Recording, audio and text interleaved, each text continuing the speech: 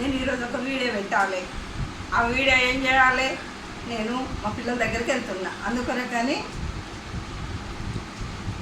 అందరు ఏమంటారండి, వెనకటి వాళ్ళు ఏమంటారంటే, ముందు పూర్వము పిల్లల దగ్గరికి కానీ భగవంతుని దగ్గరికి కానీ వెళ్తే ఉట్టి చేతులతో వెళ్ళొద్దు అంటారు కదా అండి.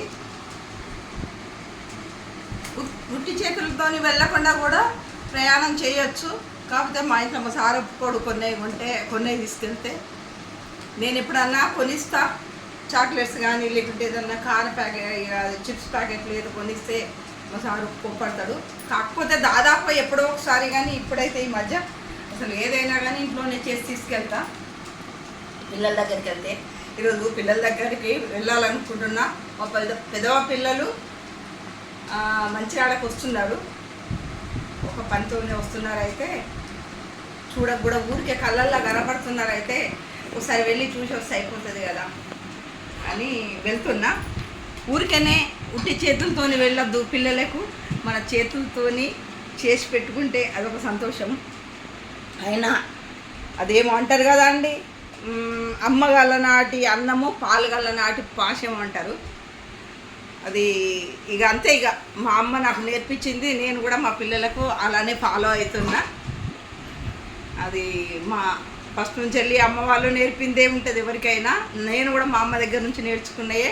ఏదైనా మా అక్క చెల్లెళ్ళము అన్న తమ్ములము మా బంధువులు కానీ ఎవరు వచ్చినా కానీ మా అమ్మ ఎవరికి తగ్గట్టు డిష్ వాళ్ళకి చేసి పెట్టేది. నేను వెళ్తే ఈ భక్షాలు కానీ సేమియా కానీ అట్లాంటివి మా అమ్మ నాకు చేసి ఇచ్చేది. అదే మా అక్కయ్యలు మా వాళ్ళు వెళితే నాన్ వెజ్ చేసి పెట్టేది. నాకైతే స్వీట్లు చేసి పెట్టేది, ఎందుకంటే నాన్ వెజ్ తినాలి అన్నట్టుగా. మా పిల్లలకు కూడా నేను ఇవ్వాలి కదండి.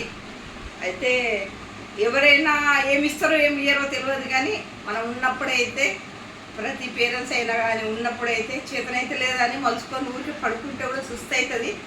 పడుకోకుండా ఏదన్నా కానీ మీ మన్మరాళ్ళకు కానీ అమ్మాయిలకు కానీ అబ్బాయిలకు కానీ కొడుకులకు కానీ బిడ్డలకు కానీ ఏదన్నా కొంచెం అంతా ఊరికే 5-10 నిమిషాలలో అయ్యే పని మనం వేలు పెట్టి బయట నుంచి తెచ్చి పెడుతున్నామని ఆడంబరంగా చెప్పుకుంటారు. ఆ చెప్పుకోవడం మర్చిపోండి.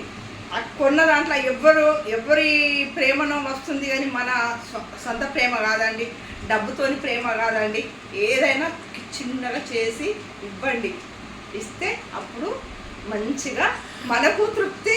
మా అమ్మకి చేసి పెట్టేది, మా నాన్నకి ఇది పట్టుకొచ్చేవాడు అని వాళ్ళకు కూడా మనం ఉన్నా లేకున్నా కానీ పిల్లలకు జ్ఞాపకాలంటూ ఇవే అండి. మా అమ్మ చనిపోయి ఇప్పటికి 3 సంవత్సరాలు అయింది.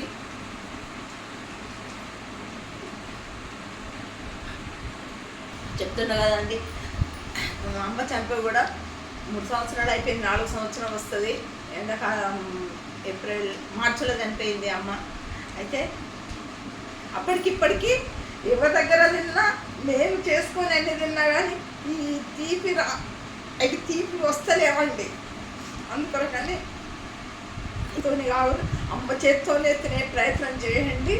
అమ్మ దగ్గర ఏదన్నా మంచిగా, అమ్మ దగ్గర కడుపులో కలిగినటువంటి మంచిగా తినండి, ఆరోగ్యంగా ఉండండి. నేను కూడా నా పిల్లలకు చేసి పెట్టుకున్నా తీసుకోబోతున్నా ఇప్పుడు.